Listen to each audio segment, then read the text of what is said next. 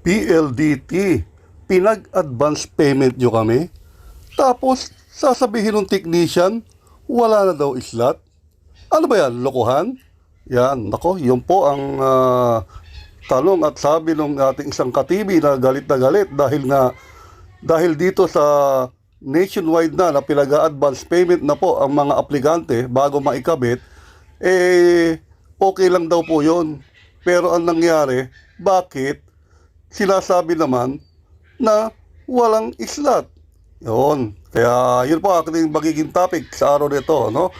Okay, at kung bago pa lang po kayo dito sa channel ko ay please make sure na nakapag-subscribe na po kayo at paki-like na rin po kung nagustuhan ninyo ang video na ito at huwag nyo na rin pong kalimutan paki-click yung notification bell para updated po kayo sa mga susunod ko pang mga videos. Okay? Ganun nga po, no? Ang galit na galit po yung isa nating katibi na pinag-advance payment daw siya, no? At tapos, tinawagan siya ng technician. Akala niya ikakabit na. Kamukha-mukha ang sabi ng technician ma'am, hindi po namin maikakabit yung application ninyo, yung internet ninyo dahil wala na pong slot. Naku, nagalit yung subscriber, no? Yung supposedly na magiging subscriber ni PLDT. Pinagbayad-bayad nyo ako ng advance payment tapos sasabihin ninyo wala lang slot.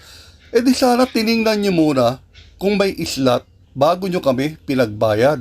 Ano ba yan? Wala ba kayong mga records niyan? Hindi nyo alam kung puno na o merong pambakante o ano?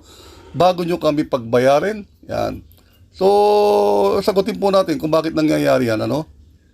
Alam po ninyo, isa po sa pinaka-kahinaan po, no, ni PLDT talaga ay yung records integrity na tinatawag, no? Yung kanilang clarity, no?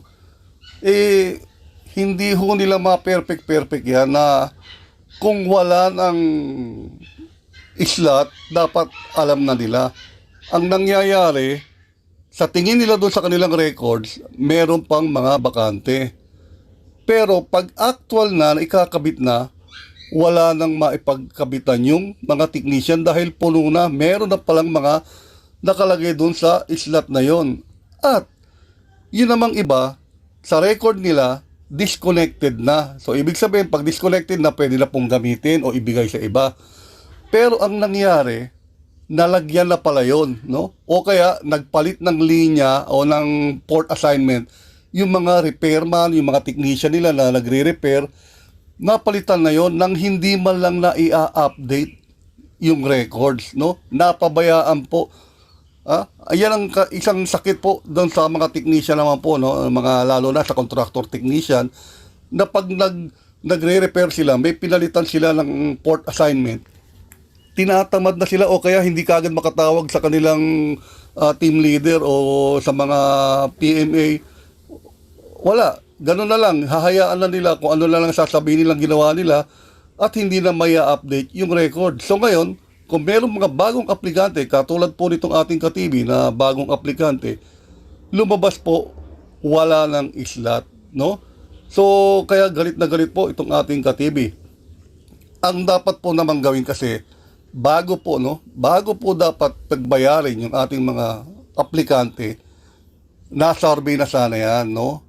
Ngayon, ang pinagbabasihan po nila ay sa records lang. Pag tingin nila sa kanilang records, eto, may bakante dyan. Yan, sige, yung LCP, NAP na ganyan, yung NAP box na yan, may bakante pang isa o dalawa.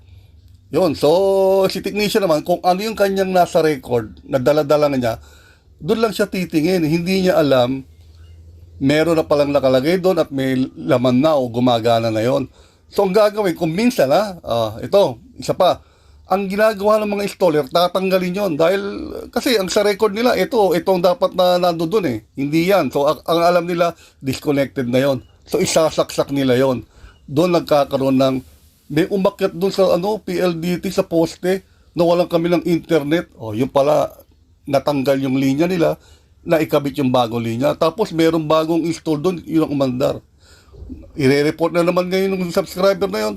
Pagbalik ng technician, tatanggalin niya, ma'am, nagamit po ng mga installer tong linya ninyo, tinanggal ko uli sila, binalik ko na yung sa inyo. Yun, doon na nagkakagulo. At yung bagong installed naman, sasabihin nun, ano ba yan? Isang araw, 2 araw pa lang, wala na uglay yung dial tone at internet. Kasi po, tinanggal na nun talagang dapat na paglalagyan nun, yung talagang naka-assign na port na doon, na subscriber. So, ganun po ang nangyayari. So, number one po, records integrity ng PLDT. Yan po ang hindi nila ma-perfect, no? Diyan lahat nagkakaroon ng problema. Once na hindi updated ang records, lilitaw at lilitaw itong mga problema at complaint ng mga aplikante na pinag-advance payment sila, tapos sasabihin wala ng slot. So doon nagkakaroon ng problema. Hindi bali sana kung pagbalik ng subscriber o yung aplikante, mariripan niya agad yung kanyang in-advance payment. Naku po, aabutin po ng siyam-siyam yan bago nyo makuha. Lalo pong uminit ang ulo ng subscribers, no? Na lalong nagalit. Pinag-advance payment nyo na nga ako. Pagkatapos sabi nyo walang slot. Ngayon kukunin ko na uli yung pera ko. Babalik-balikan ko pa. Itetext o tatawagan nyo ako kung kailan pwede kong makuha. Kababayad ko lang kahapon, ba't hindi ko na pwedeng makuha ngayon? Yan, ganun po mangyayari dyan. So, yan ang isang napakalaking problema po ni PLDT, no? At kung kayo po, no, ay naka-experience ng ganito, comment down nyo lang po sa baba. Ako rin, ganun. Pinagbayad ako, tapos wala palang slot. Ako rin, ganyan. May bagong install dito na wala na ako ng internet. Yan, mga ganun po, no? So, comment down nyo lang po yan sa baba natin, no, para malaman natin kung isa po kayo sa mga naapektuhan ng mga ganito na advance payment, no slot. Yan. So, sana po meron naman po tayong natutunan at nalaman dito sa ating munting experience at kaalaman na naibahagi ko po sa inyo. At sa muli, ito po ang inyong lingkod, David Roman TV. Bye!